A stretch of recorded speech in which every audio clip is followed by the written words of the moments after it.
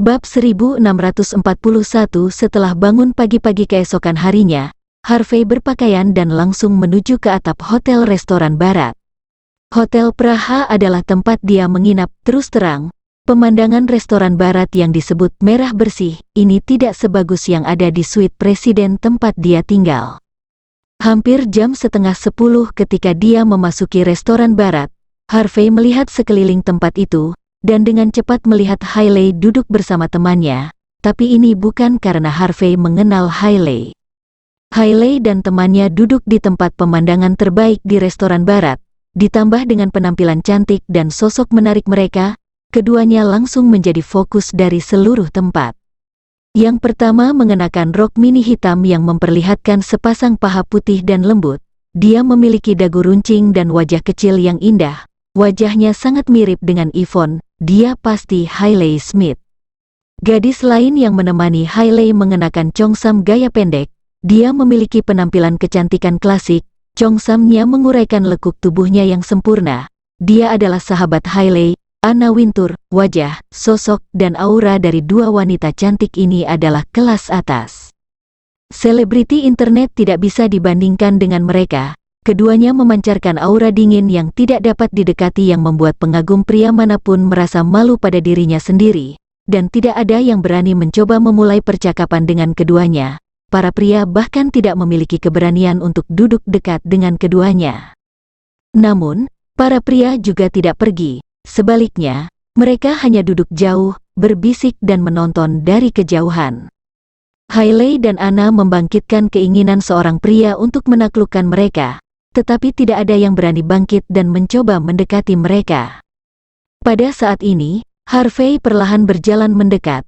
Mata semua orang secara otomatis tertuju padanya dan mereka dengan cepat menyadari bahwa dialah yang ditunggu oleh kedua wanita itu.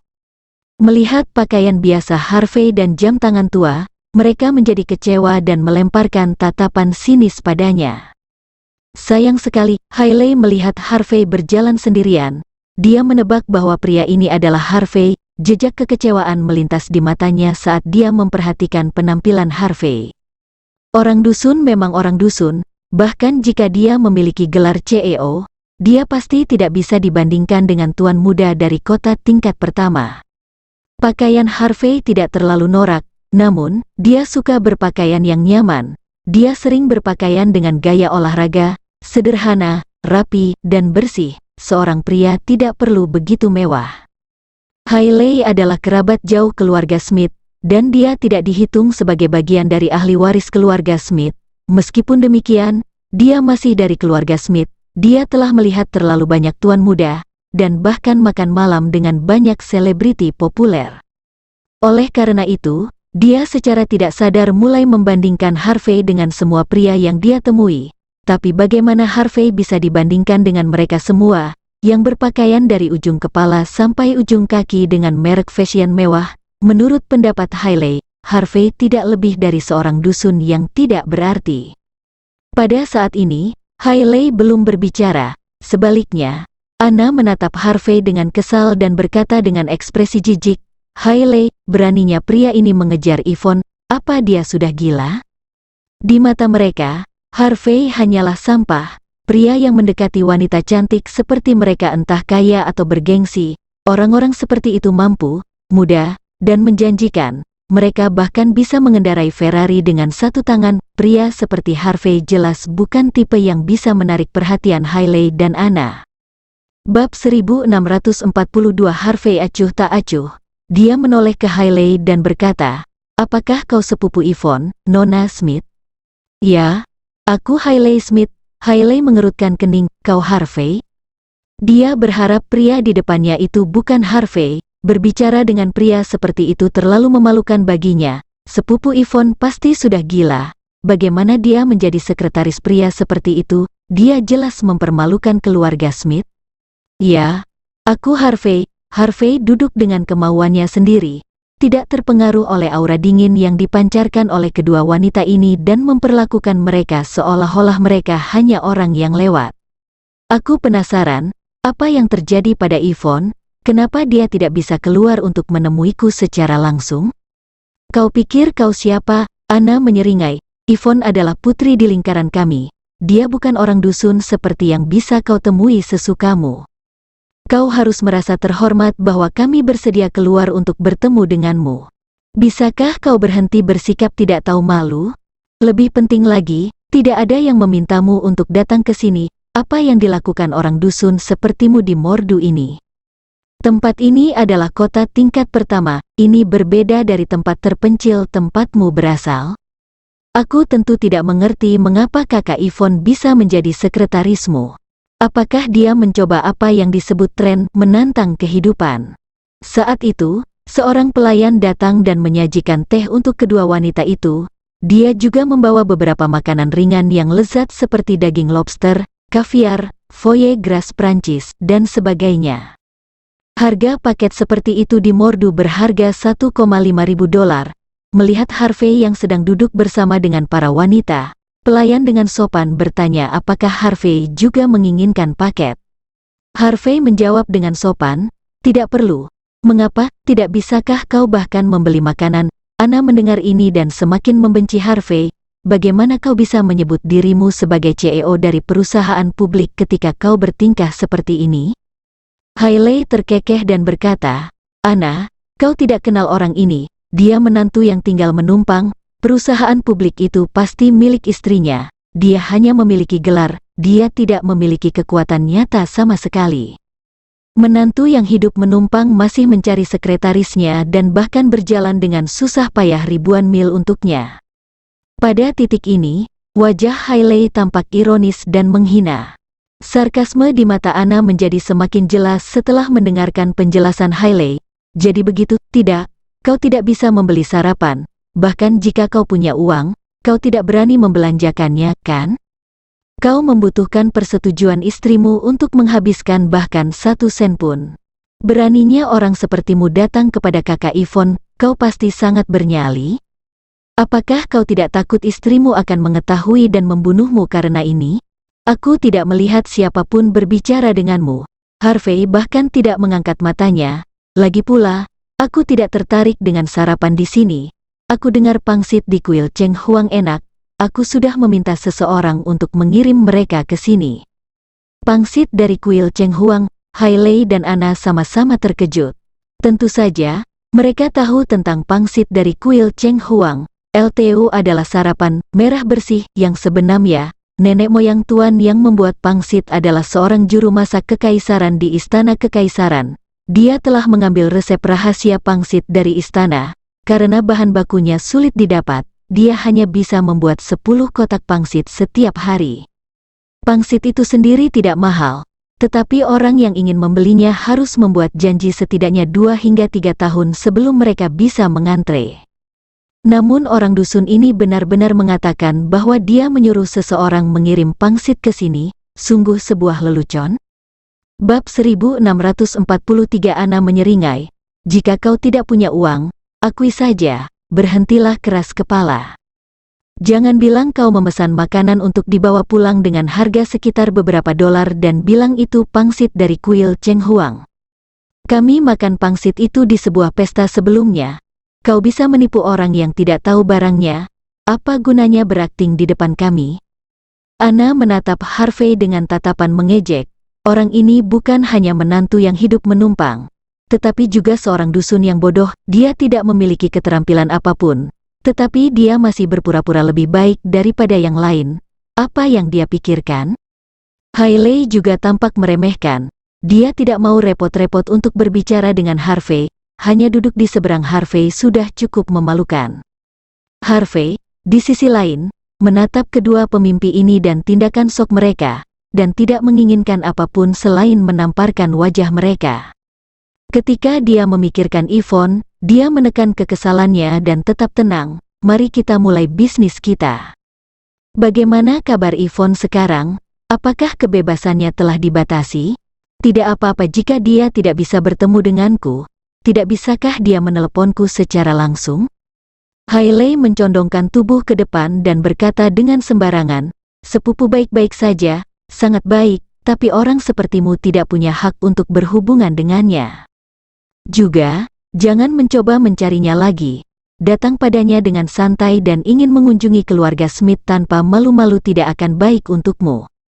Dia tentu saja akan menemuimu dan menjelaskan semuanya dengan jelas kepadamu setelah dia menyelesaikan masalahnya. Harvey menyipitkan matanya dan berkata perlahan, pertanyaanku adalah, apa yang terjadi padanya? Dia baik-baik saja, bentak Hailey tidak sabar, bisakah kau tidak bertele-tele? Aku datang menemuimu hari ini atas nama sepupuku.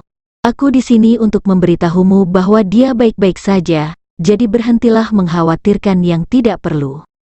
Sebaiknya kau segera kembali ke Bakut. Jika kau tidak dapat membayar biaya perjalanan, aku akan membayarnya untukmu. Saat Hailey berbicara, dia mengeluarkan setumpuk uang kertas dari tas Chanelnya yang halus. Plak, dia melemparkannya ke atas meja, hampir seperti dia mengusir seorang pengemis. Kemudian, dia mengeluarkan surat dan melemparkannya ke Harvey. LTO adalah tulisan tangan Yvonne.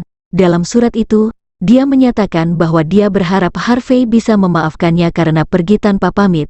Dia datang ke Mordu untuk menangani urusan keluarga Smith. Dia menyuruh Harvey untuk tidak khawatir dan segera kembali ke Bakut. Setelah semuanya terselesaikan, dia akan kembali ke Bakut. Kau sudah membacanya dengan jelas, kan? Kau tahu kau harus keluar sekarang, ya? Harvey tetap acuh tak acuh. Memang, dia bisa melihat surat itu ditulis dengan tulisan tangan Yvonne.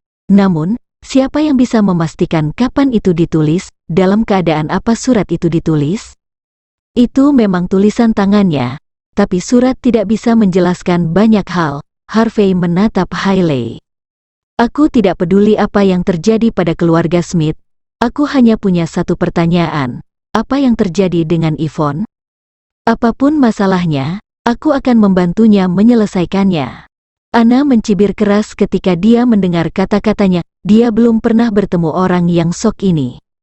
Terima kasih, tapi tidak perlu. Hailey tersenyum dan mengangguk, hatinya penuh dengan penghinaan terhadap Harvey. Keluarga Smith adalah salah satu dari 10 keluarga teratas. Dia mengenal banyak tuan muda, tetapi tidak ada yang bisa memecahkan masalah yang dihadapi Yvonne sekarang. Namun, orang dusun ini mengatakan akan melakukannya. Lucu sekali. Tidak hanya dia menantu yang tinggal menumpang dan hidup dari seorang wanita, tetapi dia juga berbicara dengan sangat arogan. Apakah dia pikir dia adalah seseorang yang luar biasa? Orang seperti itu tidak punya harapan? Hailey awalnya memiliki sedikit harapan pada Harvey, berpikir bahwa seorang CEO akan cukup cakap. Sekarang dia merasa bahwa sepupunya pasti bekerja sebagai sekretarisnya sebagai cara untuk mengalami seluk-beluk kehidupan.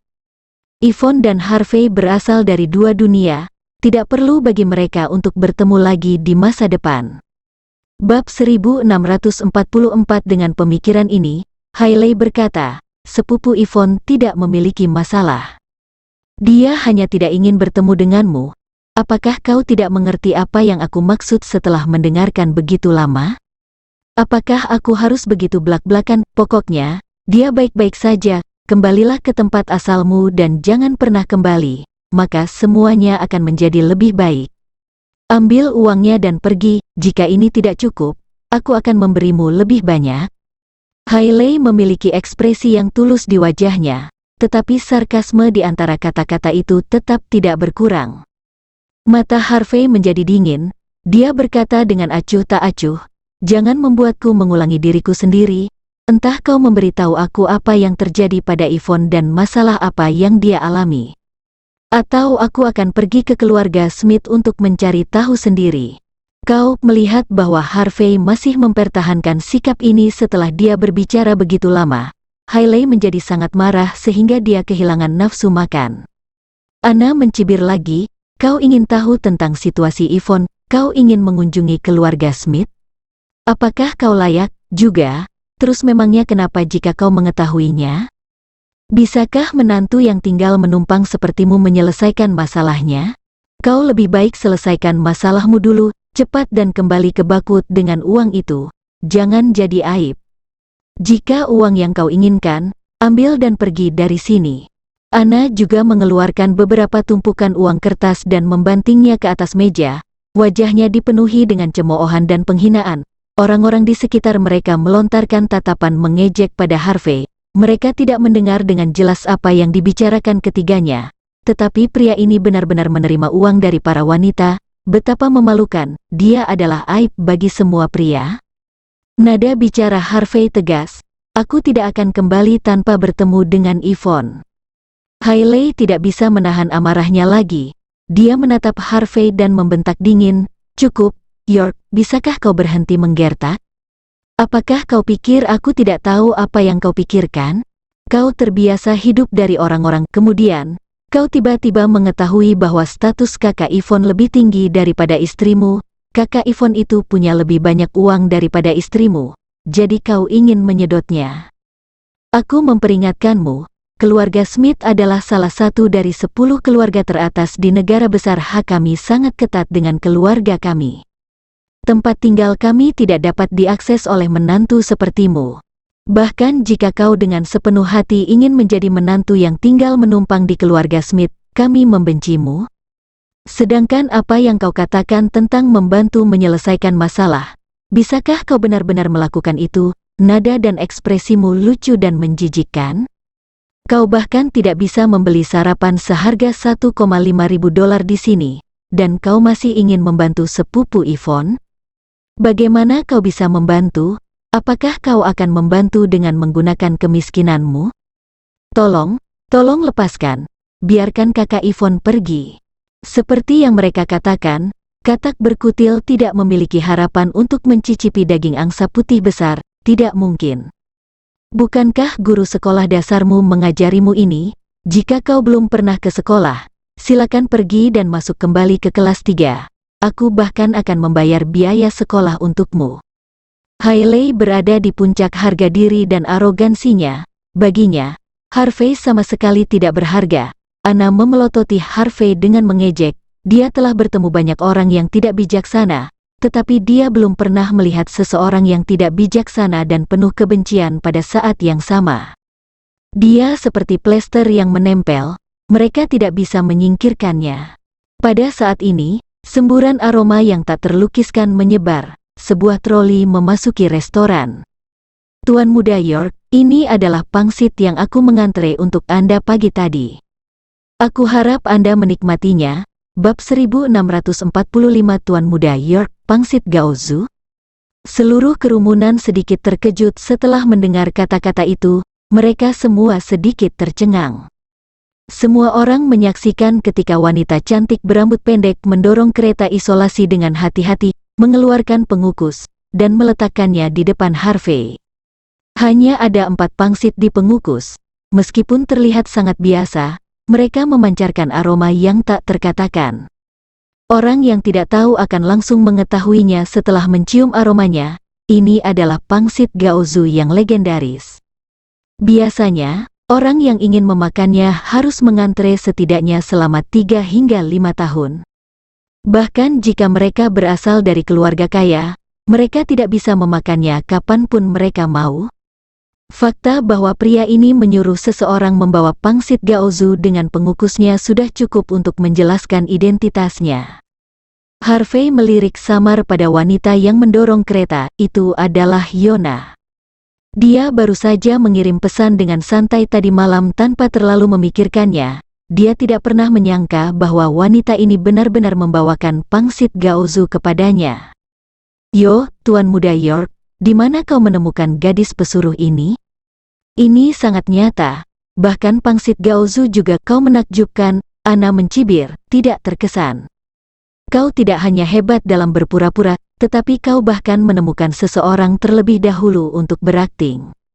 Aku beritahu padamu, aku benar-benar memandang rendah orang miskin yang hanya tahu bagaimana harus bertingkah, sepertimu." Hailey juga menghela napas. "Harvey, seseorang harus selalu membumi. Bagaimana kau bisa bertingkah seperti itu hanya untuk menyelamatkan muka? Kau bahkan menggunakan pangsit gaozu untuk menggertak kami. Siapa yang tidak tahu bahwa sulit untuk membelinya? Bahkan dengan identitas kami tidak akan bisa memakannya dalam setahun. Kau bahkan memiliki seseorang yang mengantarkannya, haha. Tapi wanita yang kau temukan ini memiliki wajah yang cantik. Aku yakin dia seorang mahasiswa yang bergaul denganmu, kan?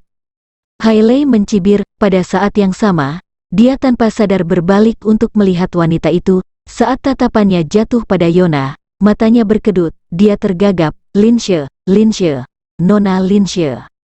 Sebagai anggota kerabat dekat keluarga Smith, Hailey juga cukup berpengetahuan. Bagaimana mungkin dia tidak tahu Komandan Pertama Mordu Putri Baptis Benjamin Lindsay, Yona Lindsay?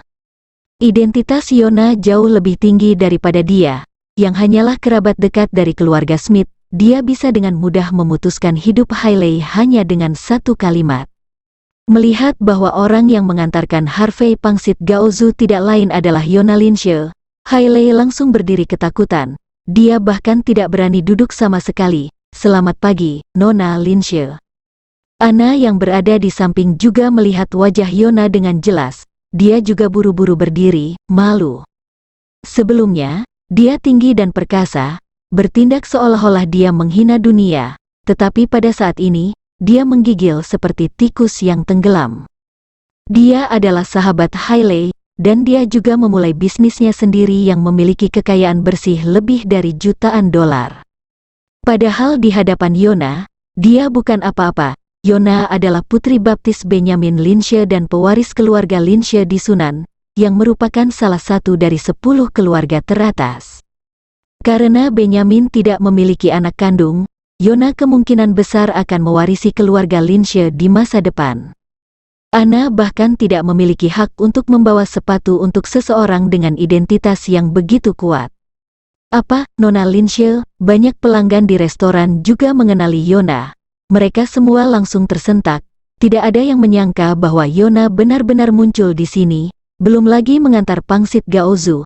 Apa yang dikirim orang lain mungkin palsu, tapi yang dikirim Yona memang benar. Dia tidak akan membantu siapapun kecuali Benjamin Lindsay. Biasanya, hanya Benjamin yang bisa menikmati perlakuan seperti itu. Kenapa orang dusun ini bisa menikmatinya? Bab 1646. Yona mengangguk singkat sebagai salam untuk semua orang. Tatapan acuh tak acuh jatuh pada Hailey dan Anna. Mengapa? Apa aku terlihat seperti gadis pesuruh? Suaranya tidak terlalu keras, tetapi tubuh Hailey dan Anna langsung melunak ketakutan. Mereka hampir lemas di lantai. Bukan.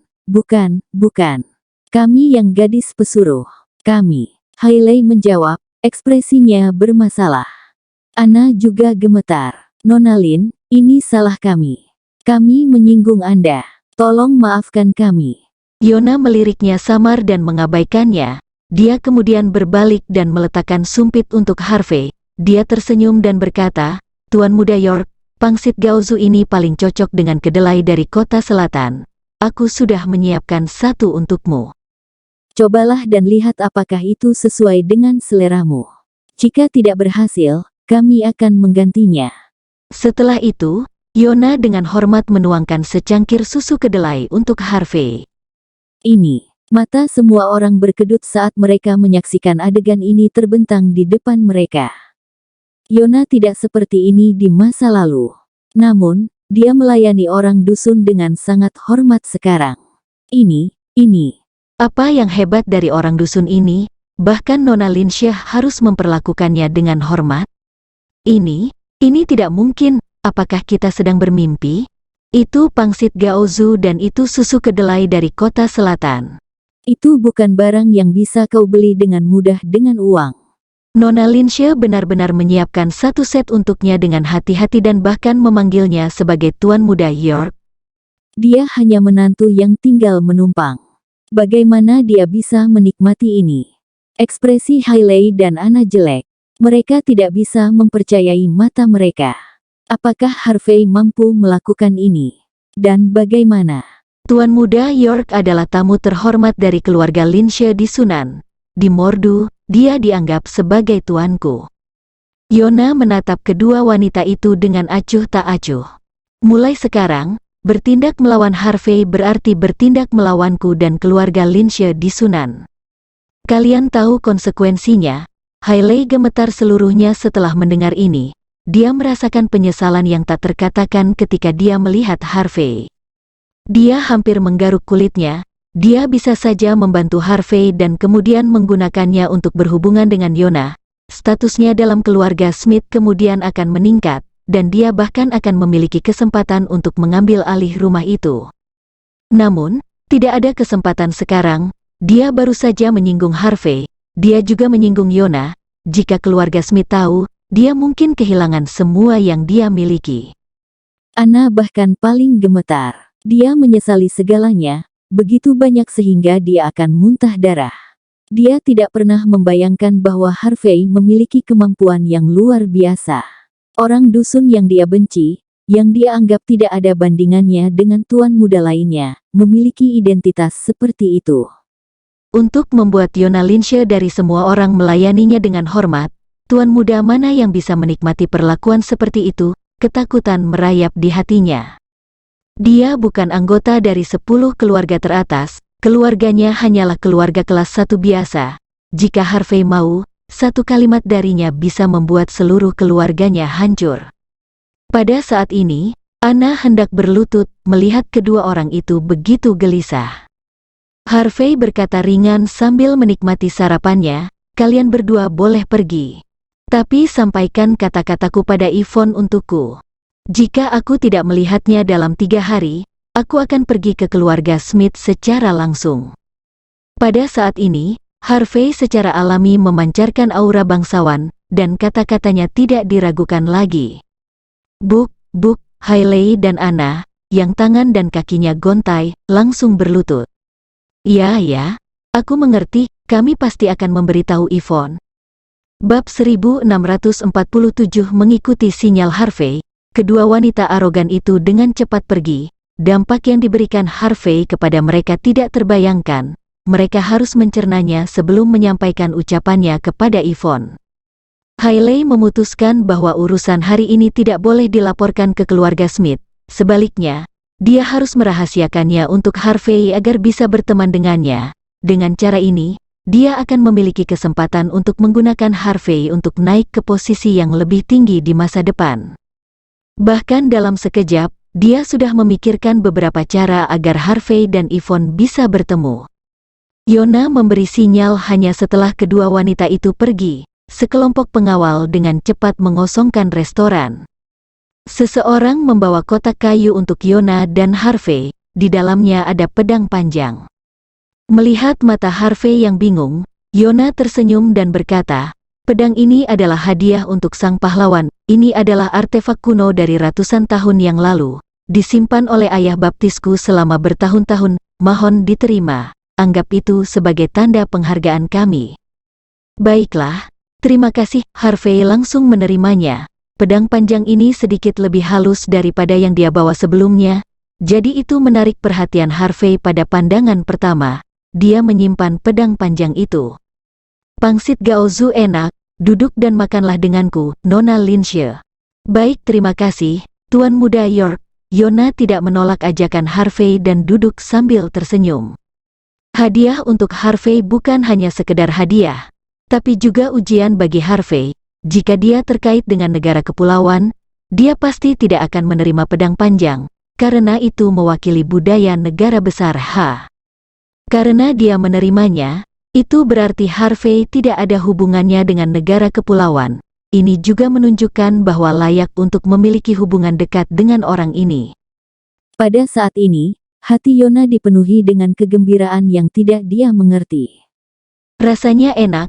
Aku akan menelepon Nona Lynch lagi lain kali jika aku masih ingin memakannya. Harvey tersenyum. Yona dengan hati-hati memakan pangsit. Dia kemudian tersenyum dan berkata, "Merupakan kehormatan bagiku untuk dapat melayani Tuan Muda York. Juga, aku punya hadiah pribadi untukmu." Yona bertepuk tangan saat dia berbicara. Kali ini, itu adalah kartu akses dan kontrak. "Tuan Muda York, karena kau baru saja datang ke Mordu, tentunya kau membutuhkan tempat tinggal. Ini adalah villa nomor 1 di Fragrant Hill, anggap saja sebagai tanda penghargaan dariku, mohon diterima." Yona menambahkan, "Pedang panjang itu diberikan kepadamu oleh ayah baptisku. Aku memberikan villa ini secara pribadi. Mereka hanya hadiah selamat datang. Kau tidak akan memilih satu dari yang lain, kan?" Yona mengedipkan matanya yang besar dan indah setelah dia selesai berbicara. Rupanya, ini adalah pemikiran kecilnya. Dia takut Harvey tidak akan menerima hadiah itu, jadi dia sengaja menunggu sampai Harvey menerima pedang panjang itu sebelum memberinya villa. Harvey berpikir sejenak, tetapi tidak menolak. Bagaimanapun, menerima kebaikan orang lain juga merupakan bentuk kesopanan. Dia mengangguk dan berkata, "Karena Nona Lin sangat baik, maka aku mempertimbangkannya. Aku akan menerimanya." Harvey kemudian menandatangani namanya di kontrak. Mata Yona menjadi cerah dan dia berbisik, "Kau menyanjungku, Tuan Muda York. Kalau begitu aku tidak akan mengganggumu lagi. Aku akan datang ke Tuan Muda York untuk meminta nasihat jika aku punya kesempatan." Ponsel Yona tiba-tiba berdering tepat saat dia hendak pergi. Dia menjawab dengan cepat, tapi kemudian wajahnya berubah. Apa yang terjadi dengan Ibu Baptis?" Sampah, bagaimana kau melindungi Ibu Baptis?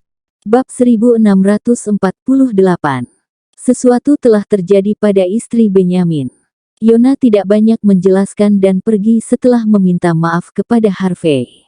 Setelah memikirkannya, Harvey memutuskan untuk ikut dengannya dan melihat situasinya. Bagaimanapun, dia telah menerima 2 hadiah yang mengesankan dari mereka itu, dan situasi Benyamin sebelumnya terkait dengan Onmyoji negara kepulauan. Dia curiga bahwa itu mungkin ada hubungannya dengan istri Benyamin. Yona tidak keberatan dengan kesediaan Harvey untuk membantu. Baginya, Harvey sudah menjadi orang yang maha kuasa. 1 jam kemudian, mereka tiba di sebuah manor di kaki Gunung Purdu. Manor ini dikelilingi pegunungan dan laut. Feng Shui-nya sangat bagus. Hanya dengan melihatnya, orang akan merasa nyaman dan segar. Manor ini adalah halaman pangeran tua. Ini memiliki sejarah lebih dari 100 tahun. Ayah Baptis dan Ibu Baptis menikmati keheningan. Mereka sudah tinggal di sini sejak mereka datang ke Mordu. Secara historis, tempat ini dulunya adalah kedutaan negara kepulauan. Banyak hal telah terjadi di sini. Jika kau tertarik dan punya waktu di masa depan, aku dapat menceritakan beberapa cerita kepadamu. Mata Harvey berkedip sebentar. Kedutaan negara kepulauan? Tempat penelitian senjata kimia yang disebutkan dalam legenda? Jejak keheranan melintas di mata Yona. Aku tidak menyangka Tuan Muda York mengetahui rumor itu, tapi tidak, itu hanya pernyataan palsu oleh orang luar. Sebelum Ayah Baptis dan Ibu Baptisku pindah, aku menyewa 3 perusahaan survei untuk melakukan survei di sini. Aku juga mengundang guru Feng Shui dari Gunung Longhu untuk memeriksa Feng Shui di sini. Hasil survei menunjukkan bahwa belum ada penelitian biokimia di sini di masa lalu, dan Feng Shui-nya juga sangat bagus. Itu adalah tempat kebajikan. Hanya dengan begitu Ayah Baptis dan Ibu Baptis dapat tinggal di sini dengan ketenangan pikiran. Harvey mengangguk, dia berpikir sejenak dan kemudian berkata, "Tuan Linshe menghadapi percobaan pembunuhan beberapa kali sebelumnya. Apakah sebelum atau sesudah pindah ke sini?" Yona tercengang sejenak, dia menjawab, "Ini setelah pindah ke sini, termasuk insiden Ibu Baptis, itu juga setelah pindah ke sini." "Tuan Muda York, apakah kau menunjukkan bahwa apa yang terjadi pada mereka baru-baru ini adalah karena mereka pindah ke sini?" Harvey berkata dengan ringan, "Itu hanya tebakan, tapi aku tidak punya bukti." "Ngomong-ngomong, apa yang terjadi dengan Ibu Baptismu?" Raut aneh terlihat di wajah Yona. Setelah beberapa saat, dia berkata pelan, "Dia dihantui." Ini dimulai seminggu yang lalu. Dia menyebutkan bahwa ketika dia bangun di tengah malam, dia melihat seseorang duduk di atap jendelanya dan menyeringai padanya. Tapi aku memeriksa semua CCTV dan bahkan menyewa beberapa ahli untuk menyelidiki. Aku tidak dapat menemukan apapun sama sekali. 3 hari yang lalu, dia memberitahu aku bahwa dia mendengar seseorang akan membunuhnya. Pada malam yang sama, dia mengambil pisau dan membunuh anjing hitam yang dibesarkan Ayah Baptis. Dia mengolesi darah anjing itu ke seluruh tubuhnya sebelum dia tidur. Ayah Baptisku dan aku tidak berada di Mordu pada waktu itu, jadi tidak ada seorang pun di istana yang berani melaporkan kejadian ini. Tapi dia bahkan lebih buruk hari ini. Kau akan tahu ketika kau melihatnya sebentar lagi. Mata Yona dipenuhi dengan kekhawatiran. Karena status khusus Benyamin, apa yang terjadi di Manor tidak boleh menyebar keluar. Namun, tidak ada rahasia di dunia ini. Karena itu telah terjadi beberapa kali. Sudah ada banyak desas-desus yang menyebar ke seluruh Mordu. Jika Yona terus membiarkan ibu baptisnya bertindak seperti ini, itu mungkin memengaruhi reputasi Benyamin serta reputasi seluruh keluarga Lin di Sunan. Bab 1649. Harvey tidak berbicara lagi. Sebaliknya, dia menyipitkan matanya dan mengamati seluruh Manor.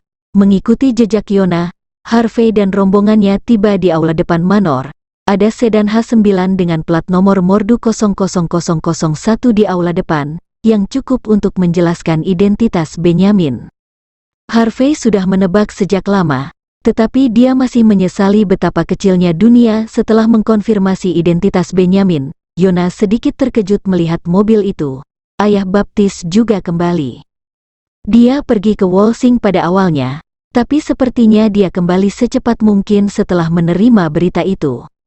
Harvey mengangguk, tidak mengatakan apa-apa. Tempat itu dijaga ketat, ada banyak pengawal dengan peluru tajam, dan beberapa dari mereka adalah bagian dari Raja Senjata dari militer, dengan identitas dan status khusus Benyamin di Mordu serta negara besar H, itu sudah bisa diduga.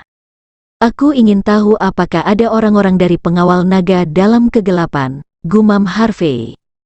Ada 3 organisasi gelap resmi di negara besar H, pengawal naga, longmen, dan sel naga. Di antara mereka, tugas pengawal naga adalah melindungi orang-orang penting yang tinggal di negara besar H. Selain pejabat tinggi pemerintah, orang-orang tersebut juga termasuk peneliti ilmiah terkenal, pemimpin bisnis, pemimpin budaya, dan sebagainya. Semua ini tunduk pada perlindungan mereka. Dengan identitas Benyamin, seharusnya ada beberapa pengawal naga di sekelilingnya. Benyamin berasal dari keluarga Linshe di Sunan, yang merupakan salah satu dari 10 keluarga teratas. Karena banyak dari keluarga seperti itu terkadang tidak ingin pemerintah tahu terlalu banyak tentang diri mereka sendiri, mereka menolak perlindungan dari pengawal naga. Karena itu, Harvey tidak bisa memastikan apakah ada penjaga naga di sekitar Benyamin sampai dia bisa memastikannya dengan matanya sendiri. Dengan Yona yang memimpin, Harvey berhasil melewati berbagai rintangan dan segera tiba di sebuah ruang tamu kecil di halaman belakang.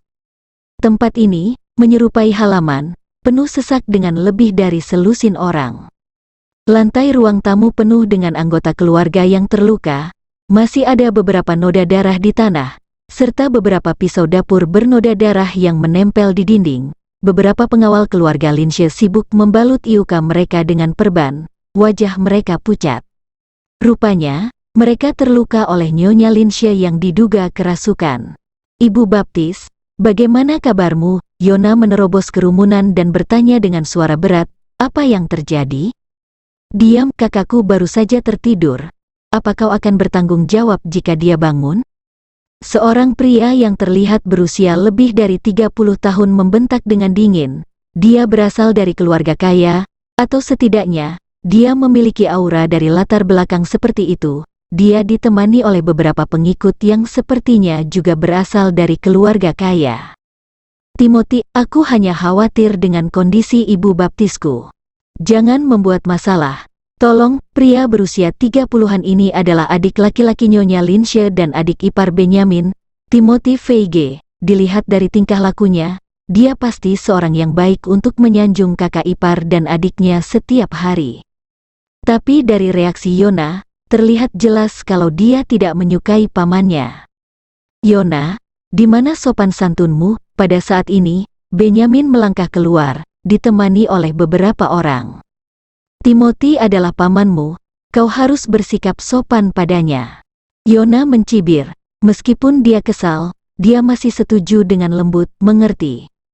Selain ucapannya itu, dia masih kesal dengan pamannya. Selain fakta bahwa Timothy selalu bermain-main di Mordu menggunakan nama Benyamin, ada alasan lain mengapa dia membencinya. Timothy memiliki perasaan padanya. Benyamin telah mencoba menjodohkan mereka berdua di masa lalu. Sayangnya, Yona sama sekali tidak menyukai Timothy.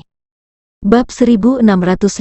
Benyamin tersenyum tak berdaya melihat sikap Yona. Dia kemudian melirik Timothy dan berkata, "Kau juga." Yona khawatir tentang ibu baptisnya, dan kebetulan berbicara sedikit lebih keras. "Kenapa kau harus begitu keras padanya?" Kelopak mata Timothy berkedut. Dia kemudian mengangguk dan berkata, "Aku tahu, kakak ipar. Bagaimana kalau aku mengundang Yona makan malam-malam ini dan menebus kesalahan dengannya?" Yona membantah dengan dingin, "Tidak perlu, aku akan makan malam dengan Tuan Muda York malam ini." Tuan Muda York, mata Timothy tertuju pada Harvey setelah Yona berbicara, cahaya aneh melintas sebentar di matanya. Namun, Yona sudah menatap Benyamin.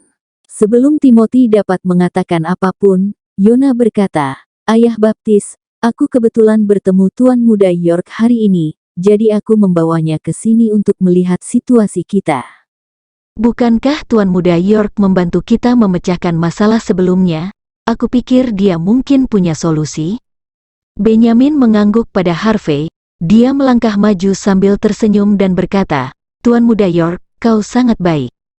Dia masih bersyukur atas kenyataan bahwa Harvey menyelamatkan nyawanya. Harvey tersenyum sebagai balasannya, "Kau melebih-lebihkan, Tuan Lindsay. Aku kebetulan bertemu Yona di waktu yang tepat, tetap saja, aku mungkin tidak bisa banyak membantu." "Membantu?" Timothy mencibir dengan jijik. Dia agak iri dengan Yona yang membawa Harvey ke sini. "Kakak ipar, aku pikir pria ini pembohong. Kau tentu sungguh bernyali. Beraninya kau berbohong pada keluarga Lindsay? Ayo, kalian patahkan kakinya dan buang dia." "Diam." Wajah Benyamin dingin. "Harvey adalah orang yang menyembuhkan lukaku sebelumnya. Beraninya kau menuduhnya sebagai pembohong? Apakah kau menghina kecerdasanku?" Jantung Timothy tersentak. Dia tidak pernah menyangka bahwa Harvey benar-benar bisa mengobati cedera Benyamin. Dia buru-buru tertawa dan berkata, "Salah paham, LTU hanya salah paham. Kakak ipar, aku hanya mengkhawatirkanmu. Yang paling penting, Tuan Ziegler mengatakan bahwa kakakku kerasukan. Tidak ada yang bisa membantunya kecuali mereka yang berasal dari Gunung Longhut. Tidak peduli seberapa mampu Tuan Muda York, dia pasti tidak bisa menyelesaikan masalah ilahi semacam ini, kan?" Timothy memiliki ekspresi arogan di wajahnya saat dia mengatakan semua ini. Dia telah menyewa guru Ziegler dari Gunung Longhu dengan harga tinggi. Dalam segala hal ilahi dan spiritual, Gunung Longhu adalah yang terbaik. Dengan guru Ziegler, masalah kakaknya yang kerasukan pasti bisa diselesaikan. Timothy menatap Harvey dengan tatapan menghina. Timothy tidak tahu dari mana pria ini berasal, tetapi Harvey mungkin ingin menyanjung kakak dan kakak iparnya. "Mustahil." Timothy tidak setuju. "Yah, jangan khawatir. Aku sudah menyiapkan formasi jahat 5 roh di dalam ruangan. Tidak ada yang akan terjadi." Tepat ketika kedua belah pihak berdebat, sebuah suara menginterupsi mereka. Pintu kamar tidur terbuka, dan seorang lelaki tua berjubah kaki keluar. Dia memegang pedang kayu persik di tangannya dan piring dengan 8 trigram. Pada pandangan pertama, dia tampak seperti aktor ahli di TV dan film. Benyamin menghela napas lega ketika dia mendengar kata-kata itu, dan buru-buru memasuki kamar tidur. Dia menghela napas lagi ketika dia melihat Nyonya Lindsay, yang sedang tidur nyenyak. Dia jelas merasa lega. Harvey juga masuk dan melihat sekilas Nyonya Lindsay. Ekspresinya berubah di saat berikutnya. Dia dengan cepat meraih tangan Nyonya Lindsay dan mengamati telapak tangannya. Wajah Harvey berubah lagi, dan dia mengerutkan kening setelah dia melihat dengan jelas telapak tangan Nyonya Lindsay.